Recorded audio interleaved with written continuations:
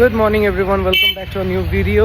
একটু বেরোচ্ছি, যাবো একটুখানি সার্ভিসিং এর জন্য অটোর ওয়ার্কশপে। গাড়িটা দিয়ে আসবো, মোটামুটি 4-5 ঘন্টার গল্প আছে ওখানে। দিয়ে বাড়িতে চলে আসবো, দেন তারপরে সন্ধ্যাবেলা বিকেলবেলা আর কি আনতে যাবো। আমার গাড়ির সার্ভিসিং এর ডেট ছিল সোমবার দিন, এক সপ্তাহ আগে থেকেই বুকিং করা ছিল। আর আনফর্চুনেটলি ওই দিনকা অনুকে নিয়ে যেতে হয়েছিল একটুখানি আমাকে ডক্টরের কাছে। কিছু টেস্ট ফেস্ট করার ছিল, সেই টেস্টগুলোর জন্য মোটামুটি সারাদিন বেরিয়ে গেছিল। এখানে রিশিডিউল করালাম আজকের জন্য। গাড়িটা এই বছরের মতন সার্ভিসিং, এটাই লাস্ট সার্ভিসিং। এখান থেকে টাইম দেখাচ্ছে মোটামুটি 34 মিনিট লাগবে।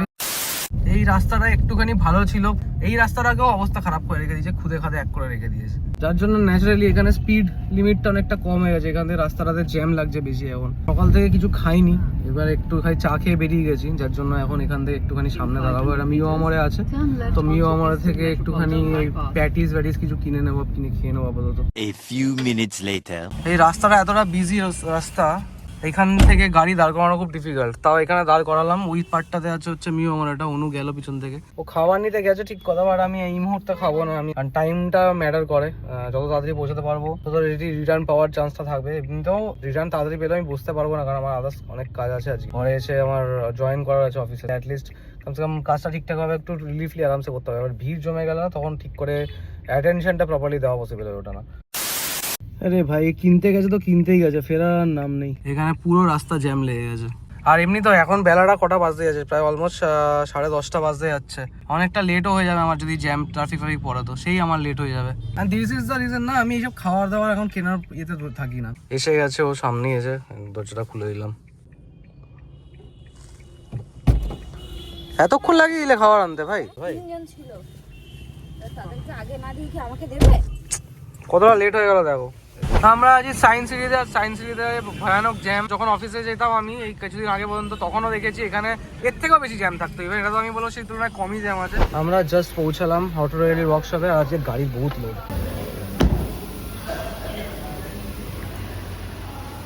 ইন্স্যুরেন্সের কপি না, আমাকে একবার একটু চেক করে দেখতে হবে। আমি নাহলে আসার সময় নিয়ে আসবো ওখানে। ওকে ওকে ওকে। আমরা এখানে এসে বসে আছি এখন, গিয়ে রেজিস্টার করালাম নামটা, এন্ট্রি করাতে। তারপরে এখন অ্যাডভাইসার আমাদেরকে ডাকবে, একটুখানি ওয়েট করতে বললো। A few moments later. যখন টায়ার প্রেসারটা দেবেন, এখানে টায়ার প্রেসারটা রিসেট করবেন আপনি। রিসেট করলে তো চলে যায়, আমিও জানি সেটা। বাট এমনি আগে কি হতো, নিজে থেকে হ্যাঁ সঙ্গে সঙ্গে হতো না, হতো কি হয়তো একটুখানি চললাম, 2 মিনিট চালালাম গাড়ি, তারপর নিজে থেকে ঠিক হয়ে গেল। এক্স্যাক্টলি। এবার আপনার যখন টায়ারটা চেঞ্জ হয়েছে তখন আবার রিপ্রোগ্রামিং সবকটা করা হয়েছে। আচ্ছা। তো এখনকার সফটওয়্যার আপডেটে যে রিপ্রোগ্রামিং গুলো আসছে ওগুলো সব লেটেই নিচ্ছে। এটা আচ্ছা আচ্ছা। গাড়ি বাইরে থেকে ঘুরিয়ে নিয়ে এলো, সবকিছু চেক করে নিলো, এভরিথিং ইজ ওকে, অলরাইট, কোনো কিছু প্রবলেম সেরকম কিছু নেই। তারপর টুকটাক যে দুটো আমার একটুখানি ব্যাকড্রপ মনে হয়েছে সেগুলো বললাম, ওগুলো ঠিক হয়ে যাবে। ইনস্ট্রুমেন্টটা চেঞ্জ হচ্ছে, oil filter, air filter, AC filter, একটা trainer washer, wiper, shampoo, caliper grease, battery grease, alignment ব্যালেন্সিংটা হচ্ছে। ব্যালেন্সিংয়ে 200 থেকে 250 টাকা যে ব্যালেন্সিং ওয়েটটা লাগে, একটা ব্রেক ক্লিনার লাগছে, সামনে ইঞ্জিন পোর্শনটা ড্রেসিং আছে, যে ইঞ্জিন এরিয়া। আচ্ছা। এসি ভেন্ট লাইন আপটা ক্লিন করলে ভালো হয়, ওটা রিকমেন্ডেশনে রয়েছে, ওটাও 720 টাকার মতন পড়ে। আচ্ছা, এগুলো কি এর মধ্যে কভার করে না, এই ওয়ারেন্টির মধ্যে কভার করে নাকি এটা? আপনার প্যাকেজটা নেওয়া হয়েছে, এটা হচ্ছে আপনারটা, হ্যাঁ সন্দীপ ঝাড়া। হ্যাঁ এটার মধ্যে আপনার হুইল অ্যালাইনমেন্ট ব্যালেন্সিং লেভারটা এর মধ্যে থাকছে, হ্যাঁ wiper, shampoo, engine drainer washer, caliper grease, battery grease, AC filter, air filter, oil filter, engine oil, এগুলো সব এর মধ্যে কভার করছে, যেগুলো আমি এখানে পিএমপি বলে মেনশন করে দিয়েছি। ব্রেক ক্লিনার এর মধ্যে থাকে না, ব্যালেন্সিং ওয়েটটা থাকে না, আচ্ছা, আর ইঞ্জিন ড্রেসিংটা থাকে। ওকে ওকে ওকে ওকে ওকে, ঠিক আছে। গাড়ি রিসিভ করে নিল, আর এবার আসবো বিকেলবেলা একদম। মোটামুটি বললো 4টে 4:30 বাজবে, আর আমরা আসবো বললাম 5টা নাগাদ এসে পৌঁছাবো এখানে। 5টার সময় এলে ঠিক থাকবে, একটুখানি রেস্ট ফেস্ট দুপুরবেলা নিয়ে আসতে পারবো। আমাদের দিকে ক্যাবও চলে এসছে। ঢোকো। 1 hour later. Just reached home. আর এইখানকার আমার পাড়ার গলির মোড়ের রাস্তার অবস্থা এত বাজে করে রেখেছে, গাড়ি ঢোকানোর মতো জায়গা নেই। A few moments later. যা, এটা কি হয়ে গেল পিতা? যা, আচ্ছা বন্ধ করে না, মানে ধর, আমার ছেলেরা এখন নতুন একটা কার্যকলাপ শিখেছে, সেটা হচ্ছে নিজে থেকে এখন খুলে নেয় কোথায় ইউটিউব আছে আর কোথায় ইউটিউব কিডস আছে। ইউটিউবটাকে খুব ভালো চেনে, ইউটিউব কিডসের থেকে, বুঝলে তো? ইউটিউবটাকে সবচেয়ে বেশি ভালো চেনে, তারপরে কি ইউটিউব কিডস।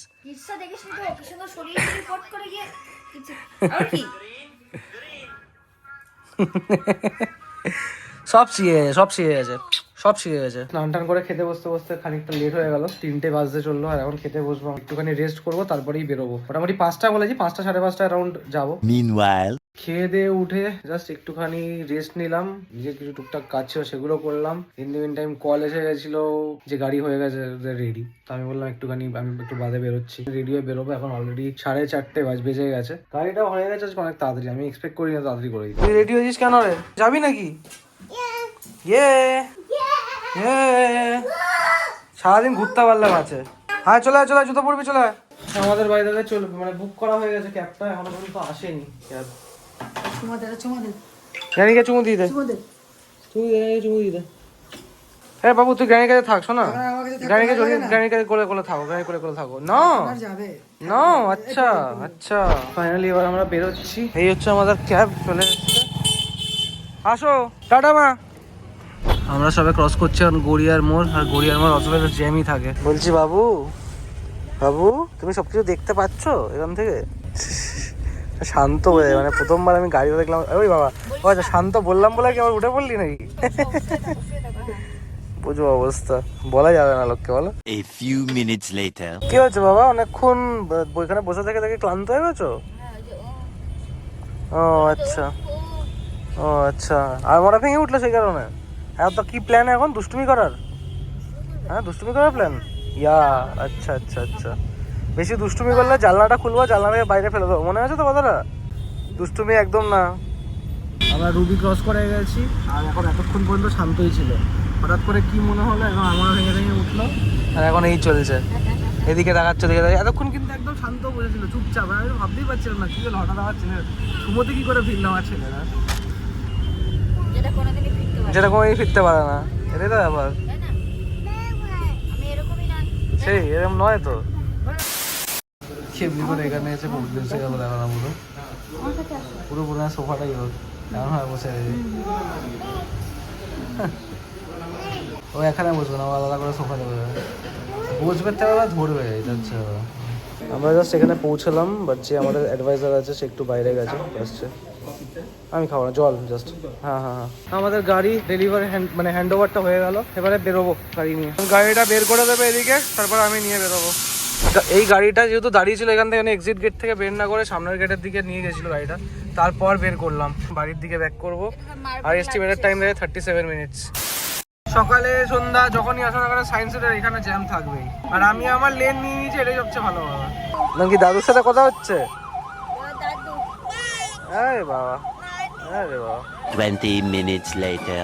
এতদিন পর গাড়িটা একটু পরিষ্কার হওয়ার পর মনে হচ্ছে যে হ্যাঁ ঠিক আছে, গাড়িটাই হবে। এতদিন যা নোংরা হয়েছিল ধারণার বাইরে। বাড়ির দিকে যাবো এবারে, 7টা বেজে গেল আস্তে আস্তে। এইটা খাবি, রাউন্ড বলটা খাবি? আবার ভেবে চিন্তা বল কিন্তু, এটা খাবি কি কোনটা খাবি বল, কোনটা খাবি বল। ও কোনটা খাবে ও দেখাচ্ছে আমাকে, বল কোনটা খাবি।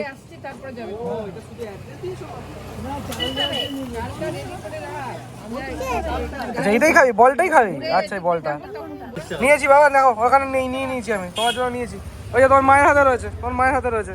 কি খুশি তো? হাত থেকে ও না পড়ে, হ্যাঁ জেমস হাত থেকে না পড়ে। আজকে ও নিজে চয়েস করেছে কোনটা খাবে না খাবে, তখন থেকে দেখাচ্ছে, তখন থেকে দেখালাম ভাই তুই দেখে নে কোনটা তুই খাবি আগে সেটা বলো আমাকে। অনেকক্ষণ ধরে ভাবলো, ভেবে ঠেবে লাস্টে এটা দেখালো, তাই জন্য এটা কিনে দিলাম। One eternity later. ঘরে এসে থেকে জামা কাপড় ছাড়ার কোনো সিন নেই, এদিকে গ্র্যানির এই ওষুধের প্যাকেটগুলোকে নিয়ে ছিটতে বসেছিস। তোর কি কাগজ ছিটতে ভালো লাগে? নো কি, তুই তো দেখছি তুই ছিটছিস। এগুলো যা ছিঁড়েছিস সব এখানে গিয়ে ফেলে রান্না করে যা। এসআইআর লিস্ট চেক করলাম, রাত্রেবেলা কালকে বিট্টু দাদা একবার করে দিয়েছে, সব রিয়েল পাঠিয়েছে। আমি নিজে কালকে দেখার সুযোগ পাইনি, তো বিট্টু দাদা তার আগে দেখেছি, বিট্টুকে পাঠিয়েছিলাম, বিট্টু দাদা জানে গেলে। তো মা বললো তুই একবার দেখে নে খুঁজে, তো এখন আমি দেখলাম আমাদেরটা এসআইআর লিস্ট চলে এসেছে। আর আমাদের পাড়াতে 1-2 জন লোক বলছে এসআইআর লিস্ট না হলে ভয় পাওয়ার কি আছে, এমন কি কোনো ব্যাপার না, কি করে নেবে। আমার দরকারটা কি আছে ভাই, আমার চলে এলে, আমি এত মেহনত করেছি, 2-3 দিন দৌড়াদৌড়ি করেছি, 2-3 দিন দৌড়াদৌড়ি করে যদি আমি জিনিসটাকে করেছি, তবে সে লিস্টটা আসাটা দরকার না। আমার যখন সমস্ত কিছু ডিটেল ইয়ে আছে, এগুলো ভাবনা তাদের ভাবা উচিত যাদের নেই। তা আমার যখন আছে আমি তো ভাববো কি জন্য, এটাই মেন ব্যাপার। তোকে ছিটতে বারণ করলাম তো আমি, ছিটছিস কেন এগুলোকে? হ্যাঁ ফেল, মেরে দেবো কিন্তু, ছাটিয়ে চর মেরে দেবো বাবু, চর মেরে দেবো আমি, রাখ।